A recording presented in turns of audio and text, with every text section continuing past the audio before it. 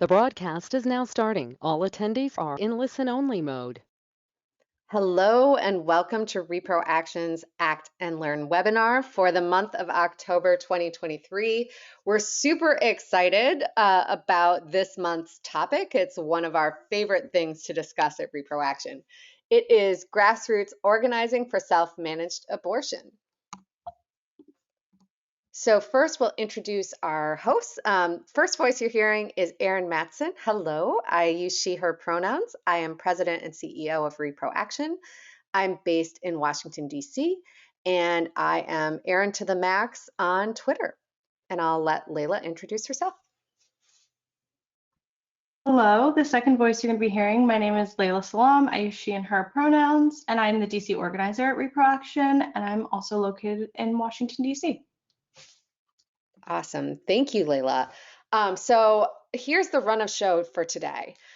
We will introduce Reproaction and our organization and work. Then we will do a topic overview and introduction, and Layla will walk us through the World Health Organization protocol for safely and effectively ending a pregnancy using abortion pills.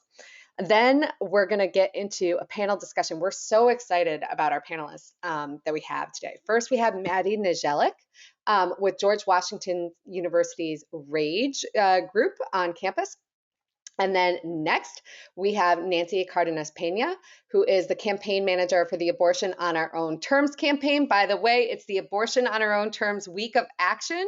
So thank you so much, Nancy, for as well as Maddie, for carving out time during an action-packed week for self-managed abortion.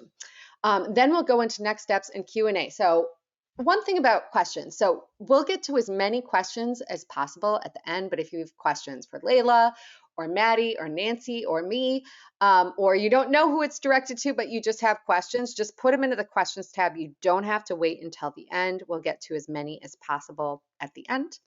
And then if you are on Twitter, you're welcome to join the conversation by live tweeting. We'll be on there using the hashtag Reproaction. So if you use that as well, it's easier for us to see you and retweet you. So thanks for joining us there. Okay, a brief bit about our organization. Reproaction leads bold action, increase access to abortion, and advance reproductive justice. We're fiercely proud of our left flank analysis, and we're known for our willingness to hold folks on all sides of the issue accountable, whether they traditionally consider themselves allies or opposition. So with us, nobody puts abortion in a corner. We will hold anyone's feet to the fire as needed, and we're also fearless in the work we do. And then I also want to share that we have a commitment to nonviolent direct action as one of the tools in our toolbox.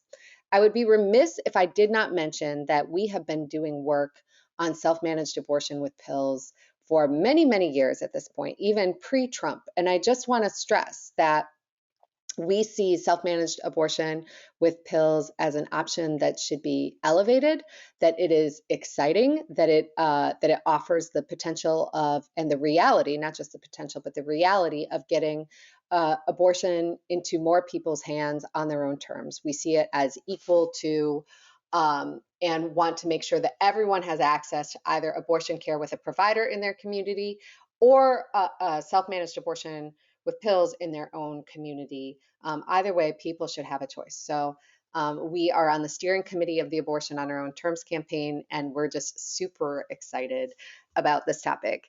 And now I'm going to get out of the way and hand it over to my very esteemed colleague, Layla, who pulled this webinar together.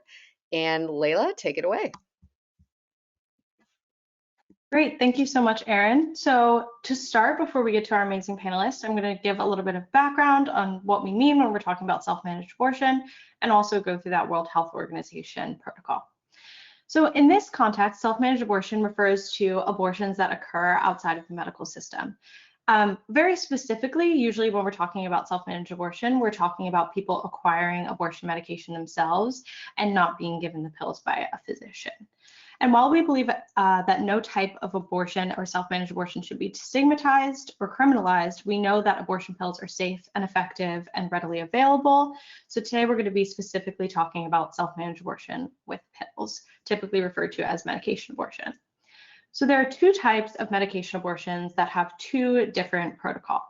There is the misoprostol only protocol, where only one medication is used, and the protocol with misoprostol used in conjunction with mifepristone. A lot of people ask the question, why would a person choose to self-manage abortion over an in-clinic option? And as Erin mentioned, we're super excited about the option of self-managed abortion, and there are a plethora of reasons why someone may seek abortion care outside of the medical system. For some, an abortion clinic may not be accessible in their state. Some people may struggle to find a clinic that offers them gender-affirming care. Some people may worry about how their immigration status or insurance status could impact their access to abortion care. There may be some people that are experiencing a language barrier when they're going to get abortion care in clinic. These kinds of obstacles, in combination with the increasing levels of anti-abortion harassment and violence outside and inside of clinics, really just increase the likelihood that people would prefer to manage their own abortions in their homes on their own terms outside of the medical system. And that's why we are going to be uplifting this option of self-managed abortion, understanding how to advocate for it in your community. Reproaction has a lot of resources that you can use on self-managed abortion on our campaign page at reproaction.org/SMA if you're interested in learning more. So first, I'm going to talk through the misoprostol only protocol. I'm going to go through the protocol for both of these in the first 12 weeks of pregnancy. There is another protocol to use these pills after the first 12 weeks of pregnancy. It just requires another protocol, which can also be found on the World Health Organization website. So in the first 12 weeks of pregnancy, a person will need 12 misoprostol tablets that are 200 micrograms each. Misoprostol as a medication works by causing the uterus to cramp and push out the contents of the uterus, while mifepristone, which we'll talk about a little bit later, as a drug works by stopping the pregnancy from growing and stopping the production of a hormone called progesterone, which makes the pregnancy no longer viable. So back to the misoprostol only protocol. After a person has acquired those 12 misoprostol tablets that are 200 micrograms each, they will take these pills under the tongue in 3 rounds with 4 pills at a time every 3 hours. I'm going to break that down in more of a time way so it's easier to picture. So say if a person at 9 a.m. took the first 4 pills, they place the 4 pills under their tongue as shown in the image. They allow those pills to dissolve under the tongue for 30 minutes. During this 30-minute period, there should be no eating or drinking. Then after that 30 minutes, all the pills should be swallowed. At this point, it would be 9:30. 3 hours from 9:30, at 12:30, a person would take the next round of pills, allow them to dissolve under the tongue for 30 minutes. Then at that point, at 1 p.m., they would wait 3 hours from that point, and then take the next set of pills at 3 p.m. At 4 p.m. Math. And then it will be the same process again, and that is the misoprostol only protocol.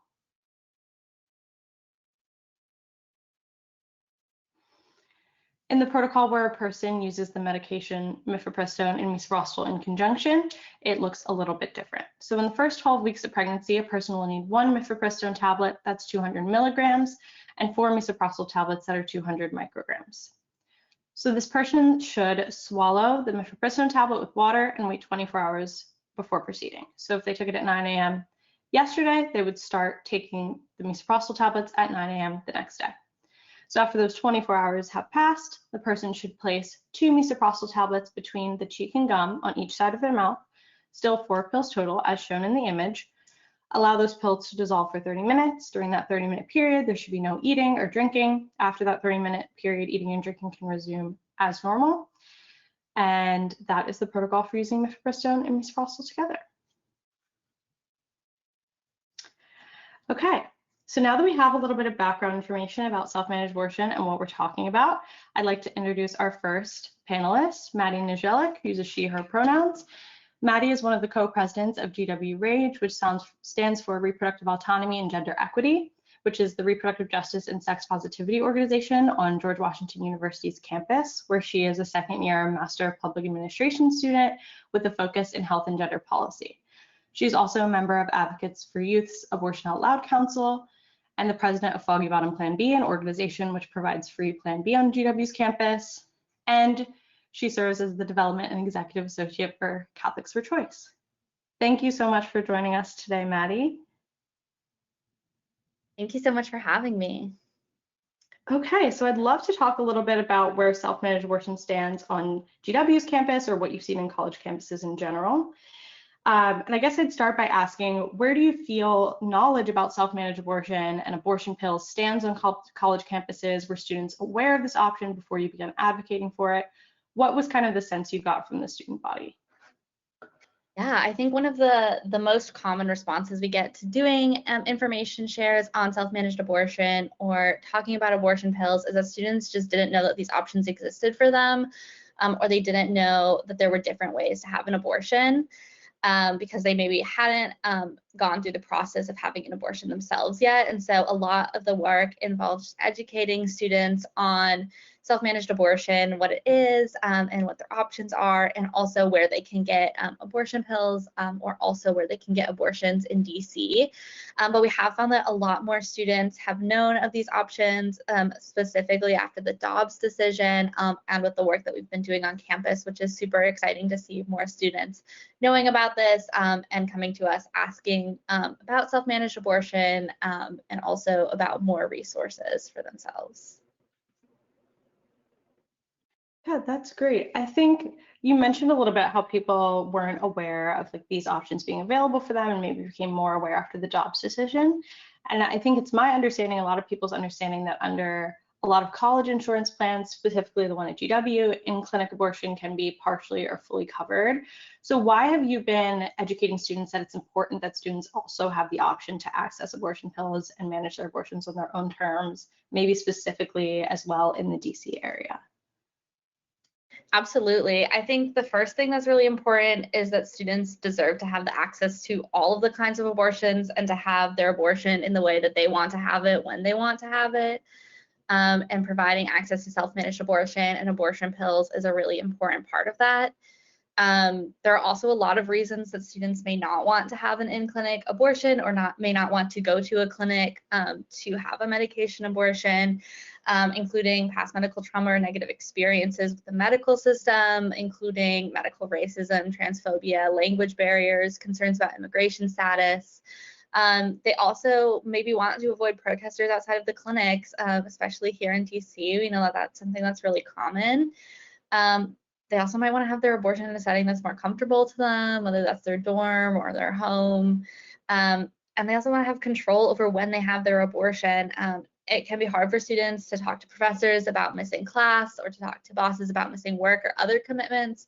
So being able to self-manage their abortion or use abortion pills gives them more control over when and where they have their abortion.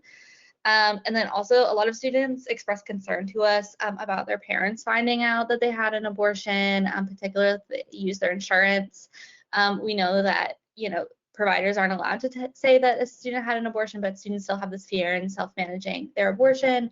Or finding other means is something that some students have said helps them feel more comfortable. And then also there have been long wait times to get an abortion in DC and in other places where abortion is still legal, with existing provider shortages before Dobbs, and also influxes of patients coming from out of state. So some students want to have their abortion sooner. They know that this is what they want, and they want to do it soon, or they're reaching up to the 12-week timeline and they want to have a medication abortion. But also, not a lot of students at GW are on GW student health insurance, and other colleges. There's a wide variety of what insurance students are on, particularly after the Affordable Care Act, which allows students to be on their parents' health insurance until 26. So at GW, only around 10% of students are actually on GW's student health insurance plan, which does cover abortion. And that means that there are a lot of variety of whether students' health plans do cover abortion care. And whether they cover abortion care in DC, because some of in-network providers and a lot of students are coming from out of state to come to school here in DC. So self-managing an abortion can be a more affordable option for these students, or the only option that they have access to. But we also know even with GW student health insurance, it only covers abortion 80% in network or 60% out of network. So that often leaves students with more than $100 of a surprise cost. So there's still a cost barrier to students even when they're on GW student health insurance that we've found.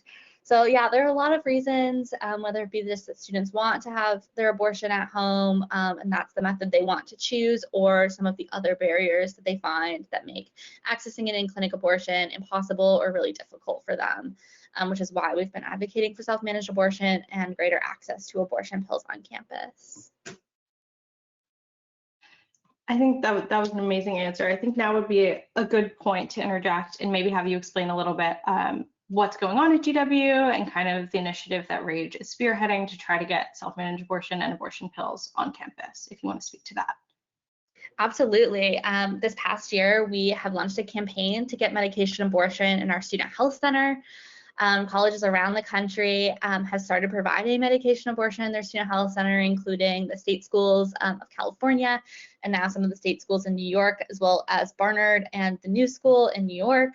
And so we've been working to get GW to provide these abortion pills in our student health center, which according to DC law, they're able to do and would provide such a great access point for students and really reduce barriers to access while also supporting our broader DC community and reducing some of those burdens that are already on providers. So far we have had a petition that over 800 students, faculty, and community members have signed, and we've sent it to administration, but have been met with no response from them about the petition or whether they'll provide medication abortion in their student health center. So we're continuing to work to push them into providing this necessary care for their students that they can, but just have chosen not to provide. Thank you so much for highlighting that. I think another thing that I'm curious about is what are the most common misconceptions you're facing about abortion pills or about self-managed abortion in conversations you're either having with students or particularly with the university, and why they are kind of adverse to providing abortion pills through the student health center, and what kind of methodology and knowledge, in fact, can you use to combat some of those common misconceptions? Yeah, when it comes to talking to administrators about this, or just anyone who's in GW administration has the ability to control this decision, we've faced some very common misconceptions, particularly about whether they would be able to provide this in the student health center, and concerns about the kind of clinician who's able to provide medication abortion, which we know that it's been shown in studies that advanced practice clinicians and people who aren't physicians can safely provide medication abortion, and DC law allows them to do so. And then there's also been a lot of concern about equipment that they have or resources, particularly around ultrasound machines and other things, which again, we've shown them studies and other resources that show that that's not a necessity for medication abortions in the student health center. But we've also heard from them a lot of hesitancy around concerns about support for medication abortion on campus or support among donors for medication abortion on campus. And so we've been showing them that this is something that students want, that a lot of students want this. And we also know that the vast majority of people in the country support access to abortion. So their concerns around people not supporting this are really unfounded in any kind of evidence of polling or anything else. And so we've really been trying to show them that this is something that students support, that GW community members support, that alumni support, and that our faculty support, so that they know that. But we kind of have different misconceptions among students. And we've heard a lot of common misconceptions about self-managed abortion and abortion pills, including the difference between abortion pills and emergency contraception like Plan B, especially with the work of Foggy Bottom Plan B. Some students ask us whether that is a medication abortion, and so we do a lot of education about the difference between the two. Also, some students have expressed concern about the safety and efficacy of medication abortion and self-managed abortion, which is something that we've been able to really combat with more information and sharing. And then we just know that a lot of students don't know where they can go to access these. So GW, like a lot of their schools, doesn't provide any information on their website about how to access an abortion. And their student health center website doesn't actually even say the word abortion. They very euphemistically say that they provide referrals to termination services. So we have spent a lot of time doing education about where students can go to access care in the DC area, and what places they should avoid because they're anti-abortion fake clinics. So that's another important part of the work that we've been doing. All of that is amazing. And I think it kind of leads perfectly into the next thing I want to ask you about, which is when you're strategically thinking about undertaking a campaign like this or other organizing campaigns that Rage has pursued in the past, specifically ones that are related to abortion access and self-managed abortion, especially when a university administration is being directly targeted, how have you decided what direct action tactics are more effective than others, and what have those tactics kind of looked like throughout your work on this campaign or others?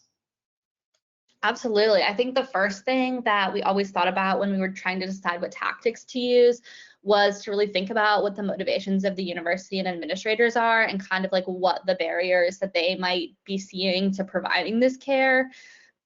So for us, this meant thinking about GW and how they view their students, their faculty, community members, their concerns about publicity, and then their concerns about donors. So when deciding on this campaign and deciding how we wanted to do it, we wanted to start with a petition to show that there's really widespread support on campus, and also kind of to bolster the other actions and goals we would be undertaking to show that there is this support on campus and that it's not just a couple of us in Rage who are advocating for this, but this is something that really a lot of students, a lot of community members, and a lot of faculty want. And then when we haven't heard back, we've started to think about what this means for next steps in terms of getting more publicity and targeting other potential avenues of things that GW's cares about, like donors. So this means thinking about things like putting an op-ed in the student newspaper. When we did our campaign to get emergency contraception vending machines that were more affordable and accessible on campus, we found that an op-ed in the student newspaper was really helpful in getting it into the hands and our message into the hands of administrators. After not having a response for weeks, we actually got a response from them the next day. So that's something that we've been thinking about a lot. We've also been thinking about kind of what is happening on campus and what are good opportunities to kind of capitalize on what's already going on that we can use to really get our message out to the most people. And also thinking about how we can organize people who donate to GW or who are alumni to tell GW that they shouldn't be worried about donors pulling out if they provide medication abortion, but they should actually be worried about donors not giving them money because they don't provide this essential health care to their students. And that's a big concern for some of our alumni. So that's kind of how we've thought about this campaign and how we've kind of thought about escalating it further and targeting really the university and what they care about most. Amazing. Just a few more questions, but I was wondering, especially because of GW's position as a university in DC, and there's so many other universities in DC that might be pursuing similar initiatives or hoping to pursue similar initiatives in the past, and considering your affiliation with Advocates for Youth, how do you feel that working across coalitions or bringing other partners into this work can be useful, especially in the college campus setting? Yeah, it's so helpful because so many of us are doing similar work or the same work, but just on different campuses. And there's so much to learn from other people, whether it be learning from the students at Barnard who got medication abortion in their student health center, or talking to other students about how they can get the same Plan B vending machines that we have at GW. There's really so much to learn from each other and to really make sure that the work we're doing isn't alone and that we are building on what other people have done. So at Rage, we've been working in coalition with all of the other DC student repro orgs, including at Georgetown and American and Howard and the University of Maryland, to really make sure that we're all working together and sharing our knowledge and our support with each other so that we can kind of achieve these things, not in isolation, but across campuses. And also knowing that if and when GW provides medication abortion in their student health center, it will make it that much easier for other students on college campuses to get it in their student health center in DC and to be prepared to help those students so that all of the schools in DC can have the same medication abortion access that GW has or will have. Amazing. Thank you so much for joining us, Maddie. My last question or just plug for you is how can people who are on this webinar or watching it later who support your cause and support self-managed abortion with pills support your cause in the coming months as you're working with the administration on getting this in the student health center? Absolutely. The first way is we still have our petition open, and it is open to all people and community members to sign. You can sign it at tinyurl.com/abortion@GW. But you can also follow along, particularly on our Instagram at gw.rage, which is where we are posting all of our next steps. And there's also a link in our bio there to sign up for our email list, which we send out weekly emails about what we're up to and how to get more involved. And really to connect with us, give us a DM if you have support that you want to provide, or you are a GW alumni. And also just follow along and amplify the work that we're doing. We really want to make sure that this gets the publicity that gets the attention of GW administrators. So just following along, engaging, and amplifying the work we're doing. Amazing. Thank you so much, Maddie. It was so great to talk to you. Thank you, Maddie, and thank you, Layla. I was like pumping my fist so many times listening to the two of you talk. Okay, so next I'm going to introduce Nancy Cardenas Pena, who uses she, her pronouns. Nancy was born and raised in the Texas border community of the Rio Grande Valley. Her family returned to Mexico before eventually settling in South Texas, where she still lives today. Nancy has a deep background in immigrant access to healthcare and comprehensive abortion access, most recently as the Texas Director of Policy and Advocacy at the National Latina Institute for Reproductive Justice, where she worked at the intersection of immigration and abortion care. Nancy organized against the criminalization of pregnancy outcomes, detention centers, and state-sanctioned violence through militarization. Nancy also served on the board of directors at Frontera Fund, an abortion fund in Texas's Rio Grande Valley. Nancy is part of We Testify, an organization of abortion storytellers breaking stigma around medication and abortion, and brings that experience as the current director of the Abortion on Our Own Terms campaign. And I would be remiss if I did not say, and it's no problem, Nancy, that we didn't make the bio, but once upon a time, Nancy was also on the Reproaction Advisory Council. So we love Nancy. Nancy, welcome, and thank you for joining us.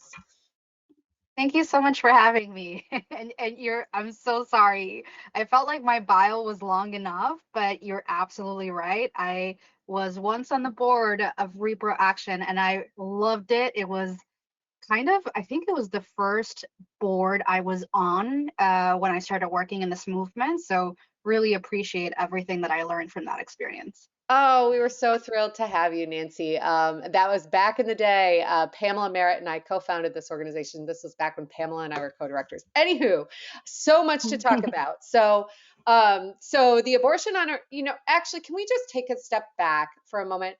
Nancy, can you explain what the Abortion on Our Own Terms campaign is for people on this call who may not be familiar with it? Absolutely. The Abortion on Our Own Terms campaign is a national campaign to break stigma around self-managed abortion through cultural change. We have digital actions. We're really, really excited. And it was mentioned before about our week of action that incorporates also some field actions. Layla is also a part of that. So really happy to have Layla participating in our week of action. But we basically dispel a lot of stereotypes and myths around self-managed abortion care. And we do a lot of education outreach towards partners who may be part of directly impacted communities, or maybe partners who are just really curious and interested in how to talk about self-managed abortion. And so we really want to incorporate all of that education, all of those resources and materials into the campaign.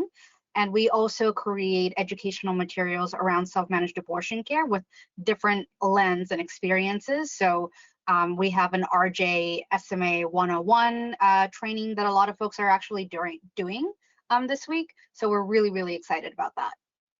Awesome. Thank you, Nancy. Yeah, everyone check out abortiononourownterms.org. It's just a fantastic campaign. It's so positive and inspiring and just an amazing cross-organizational effort that Reproaction is super proud to be involved in. So that said, now that you know what Nancy is leading up, really curious if you can explain to folks what education tools and organizing tactics have you found most powerful in educating people about the promise and reality of self-managed abortion? This is a really great question. And I really, really love this because I think it doesn't get talked about enough.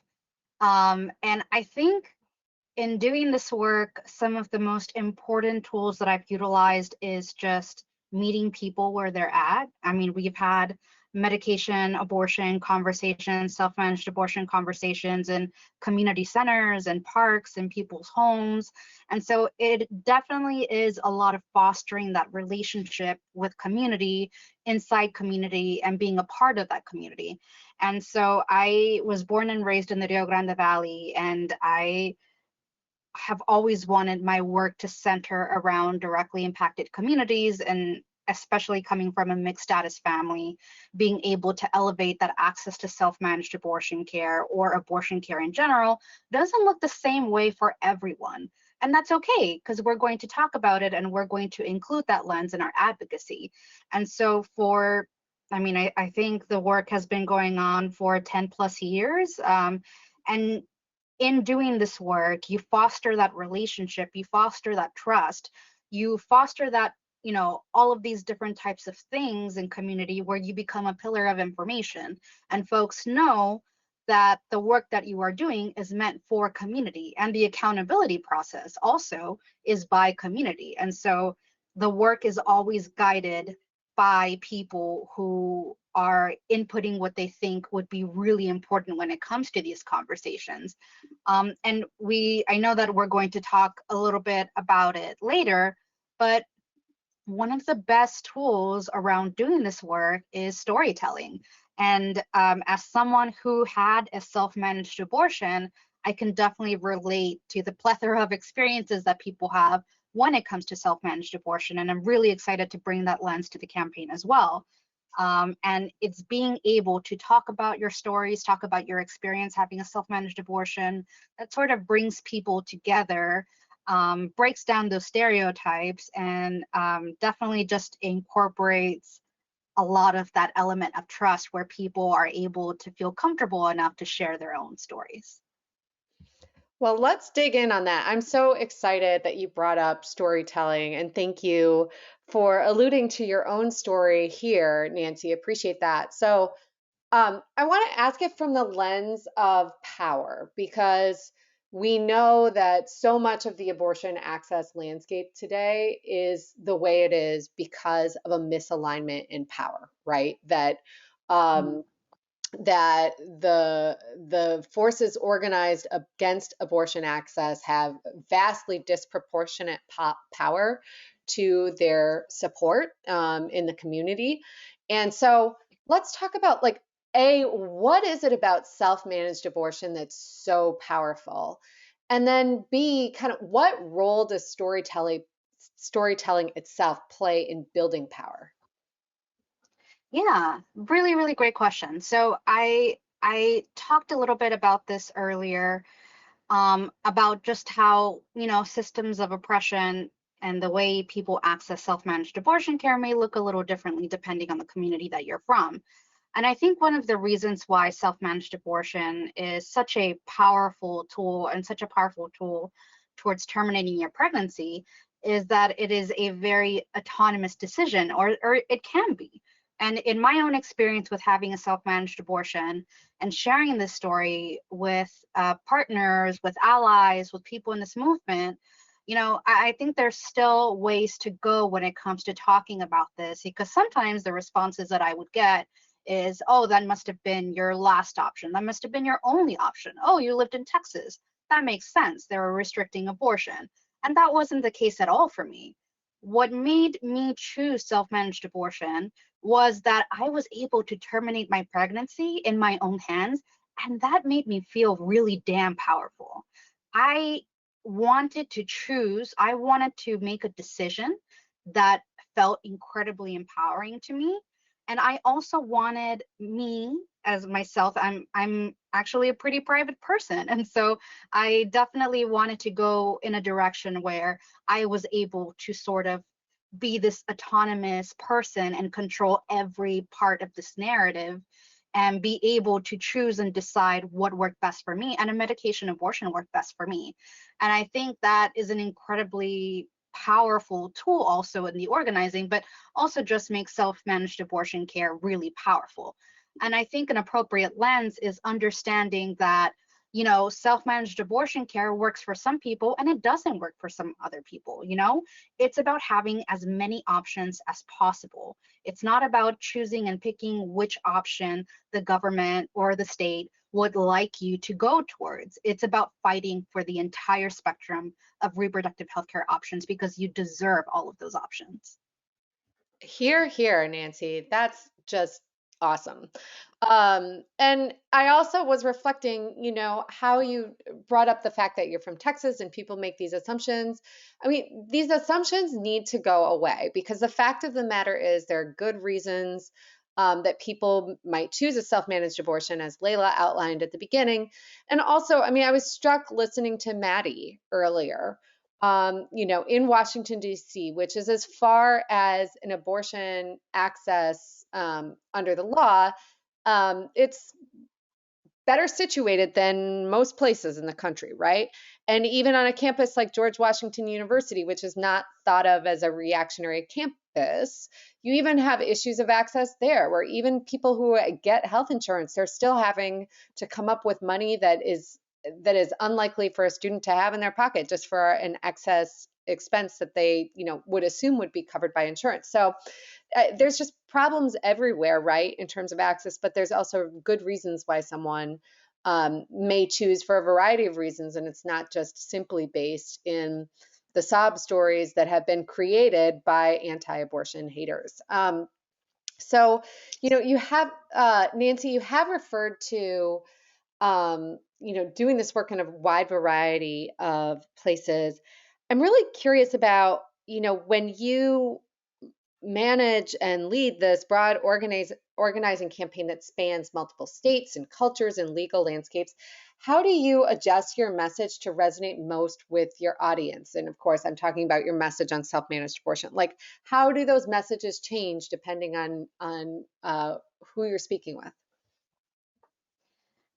So I think there are some very common messaging that a lot of folks can relate to.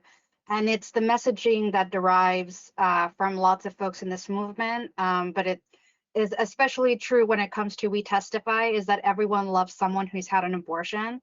And so when we're talking about organizing that spans different states, it's having this framework and this thought process in mind when we're doing this work. And as someone who's worked in Texas for the majority of, I mean, probably all of her life and doing this work, it's really, really, really important to be able to center state organizations, people who are on the ground doing this work, people who are day to day working with directly impacted communities to foster that trust, to foster that relationship where this work can continue. And it's about being able to talk to these communities. It's about being able to give folks the resources that they need. It's always about giving folks all of the information that they need in order to make decisions that are best for themselves and for their families, and to be able to advocate for themselves. So as a national campaign, and I think as national organizations go, there is always this sort of like very fine line to walk where it comes to national organizations speaking for organizers on the ground. And I think that communication needs to be extremely clear, that none of these efforts happen in a silo. It is always in continuation, in collaboration with folks who are on the ground and have expressed what they need in order to keep doing this really critical work. Here, here. And, you know, just like abortion is literally about autonomy among many things. And it's like we've got to respect autonomy and people's knowledge of what is best for themselves and their communities. So, to that point of communities, you know, one of the great things about these webinars, and we're so grateful to everyone listening right now, is we've got a wide range of folks who really care about these issues and coming from a wide range of experience levels, but they're all committed to abortion access in their communities. So, you know, knowing our listeners right now, how do you suggest people begin advocating for self-managed abortion information and access in their communities if they're like at step A and they don't know where to start? Where should they go, Nancy? Yeah, so this is a really, really great question because it also talks about how we incorporate folks into our movement and how we create a sustainable movement where folks are able to come in and do this work. And of course, I feel like a lot of this touches on burnout. And even me doing this work for a long time, it's really difficult for me to talk about burnout because, as you can probably imagine, it's really difficult when the world is on fire and you're constantly doing this work. But as simple as this sounds, it's about having one-on-one conversations with people that you know and starting from there. We keep talking about how everyone loves someone who's had an abortion and incorporating that into the work itself. I've talked a lot about how we have to foster that trust and that relationship in the communities that we're in order for them to rely on us for information and be able to seek us out whenever they have questions. Because as folks probably know, abortion misinformation, especially when it comes to self-managed abortion care, is pretty widespread. And so it's up to us to be able to A, provide that accurate information for people, B, provide resources for people, because we know that criminalization in self-managed abortion care affects people in different ways. Whenever I was doing this work, and I still do this work to this day, in areas like the Rio Grande Valley, in areas like border communities, it wasn't just education and conversation around self-managed abortion care, but it was also about how this will affect people's immigration status. How will people be able to access reproductive health care in general without being, set into the hands of Border Patrol, of police, of ICE, of militarization happening here? And so it's about having all of these inclusive conversations with people and starting from a very basic foundation that everyone loves someone who's had an abortion care, and we all deserve to make decisions that are best for ourselves and our families. Awesome. Thank you so much, Nancy. I'm just so pumped that we have Nancy and Maddie here today. And thank you to Layla. I also want to just give a shout out to Layla for all she's done to pull this together. So I'm going to pass it back to Layla. If you have questions, before I do that, just if you have questions for Nancy, if you have questions for Maddie, if you have questions for Layla, me, anyone, just put them in the questions tab. And I see some are beginning to come in. I will pass it to Layla to get you going on some next steps before we go back to Q&A. Okay, so some next steps you can take to stay involved with Reproaction and our various different campaigns. The first is to sign up for our email alerts at reproaction.org. If you yourself are interested in hosting what we call an SMA house party or a self-managed abortion teach-in session, you can scan this QR code to reach out to us, and we will reach back out to you about more information about hosting one of those. Also, feel free to follow us on social media. We are Reproaction everywhere, Facebook, Twitter, and Instagram, as well as Threads, Twitter, I guess now X. Yeah, so I'll leave that up for a second just so if people want to scan that QR code and fill that form out, that is available to them.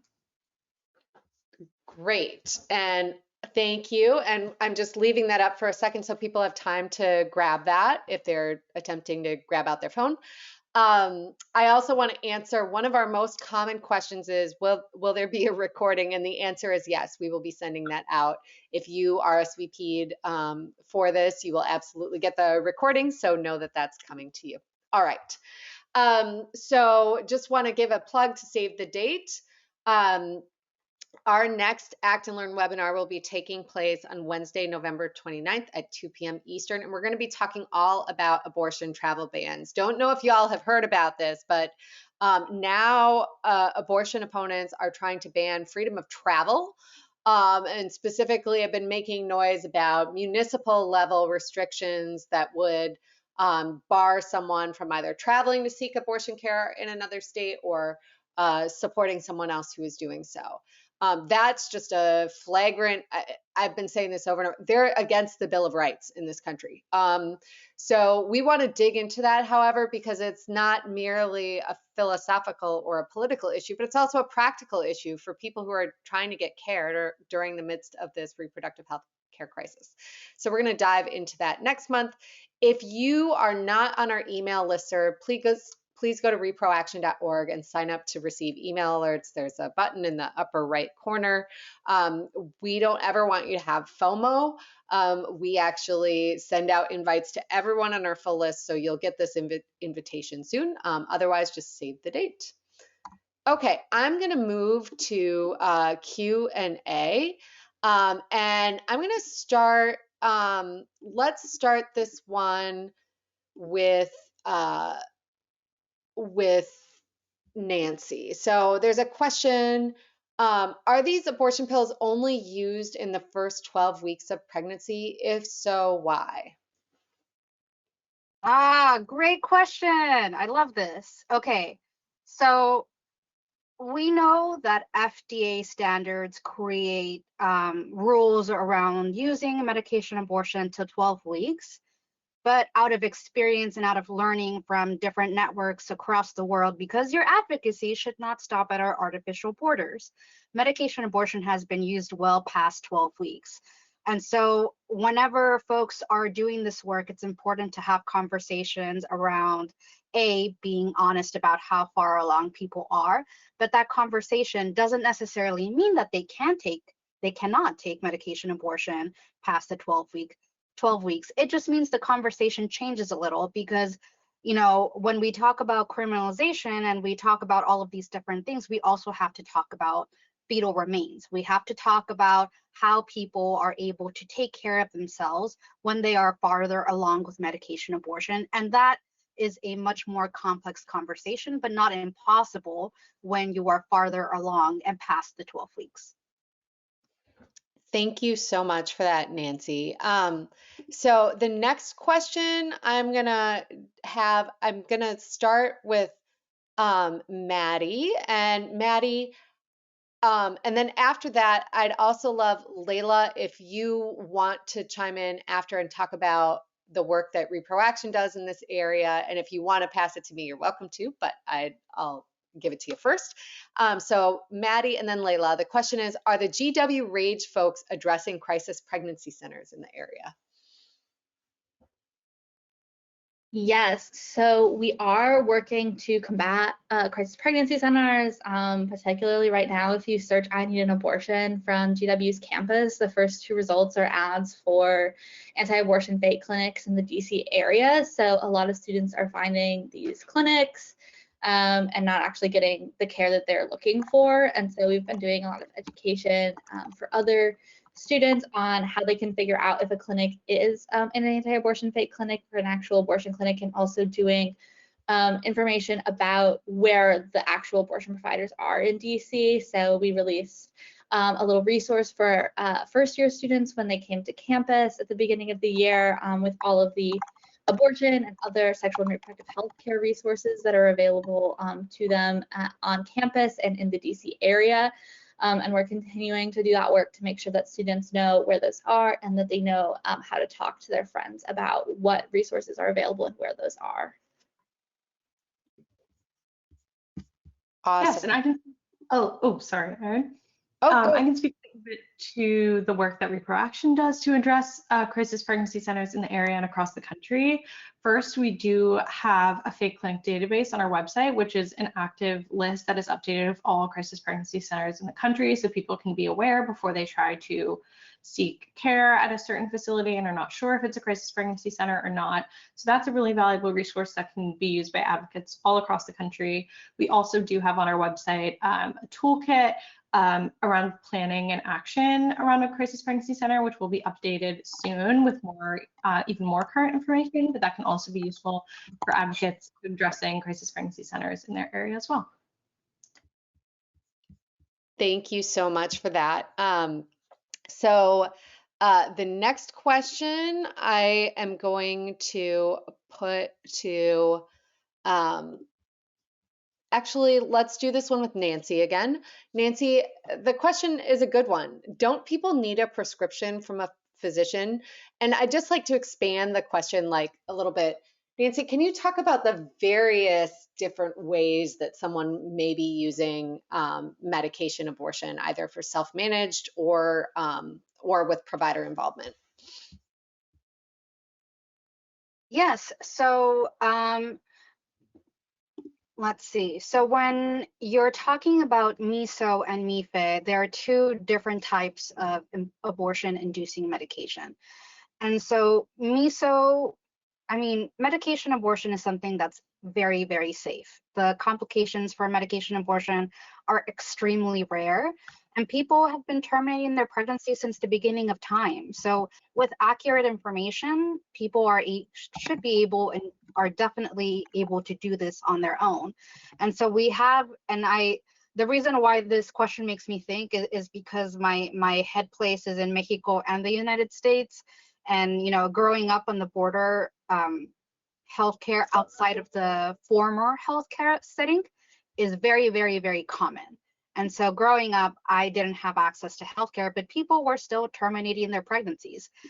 People were still going over to Mexico to purchase medicine that induced, you know, and help people terminate their pregnancy. And so I think the conversation in the United States is an over-reliance sometimes on that former healthcare setting. And it's definitely not the case, because complications around medication abortion are just really, really, really rare. And people are still able to access abortion care and should be able to access abortion care because, I mean, today, especially for our week of action, we have a panel coming up, and you know, the theme is sort of talking about how medication abortion works within the former healthcare setting and outside of the former healthcare setting. So things can look a little bit differently if you're trying to access, depending on MISO or MIFE. You know, both are also extremely effective, and you can do it with MISO alone, but you can also do a combination of MIFE and MISO, and some of the rules and regulations around, you know, using the combo may look a little bit different. Awesome. Thank you, Nancy. And Maddie, in addition to all of us who are speaking on this call, you have a fan who has also written in just letting you know that the American College Health Association has an active reproductive rights task force working on medication abortion at college health centers. So I don't know if that's something that GW Rage is already working with, but just know there are lots of people on the line who are really excited about your work and want to support you.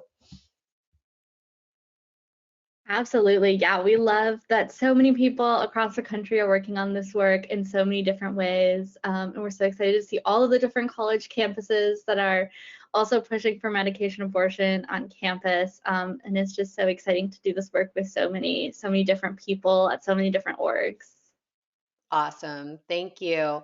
Okay, I'm going to give another, if anyone else has any questions, throw them into the questions now. I just want to lift up and ask a question of Layla right now.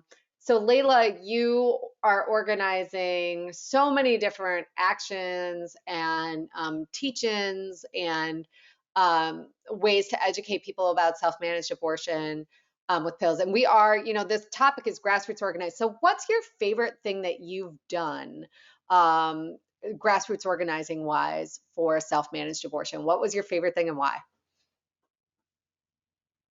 Yeah, I think that's a great question. This speaks a little bit to what Nancy talked about the power of storytelling, but also, in my belief, the power of giving people information. So I think what's been the most rewarding for me has been hosting self-managed abortion information sessions, particularly with people in states with restrictions and people with states without restrictions. I think it's so valuable for people to be able to understand how to use abortion pills, how to help someone who might need help using abortion pills, and giving people that tangible information. I think in this movement and in this work, as Nancy mentioned as well, it can be very easy to feel like the world is on fire and so many things are going wrong. And I think when you can put solid, usable information into people's hands, it's a really, really powerful feeling. And again, going back to what Nancy said, giving people the opportunity and the knowledge and the ability to self-manage their own abortions in their own hands and on their own terms is one of the most powerful things that we can do. So I think it's very rewarding to be able to give that information to people. And I've had such a positive response from people who have now taken that information I taught them and used it in their personal life or passed it on to another person. I think that's one of the most powerful ways we can all come together and fight all of these restrictions and different things that are coming towards abortion, is having this information and knowing that abortion pills are safe and effective and accessible. Thank you for that. And I want to give special thanks to Layla for organizing this webinar, for recruiting the panelists. All of these thoughtful questions came from Layla for our panelists. So thank you for that. And thank you to Maddie. Thank you to Nancy. I'm going to say I feel so much joy in my heart right now, and I feel powerful with this conversation. I hope you all listening do as well. Thank you so much for joining us. We can't wait to see you in the streets or wherever you would like to take action with us. Have a great rest of your day, and we'll see you next month. Thanks. Bye.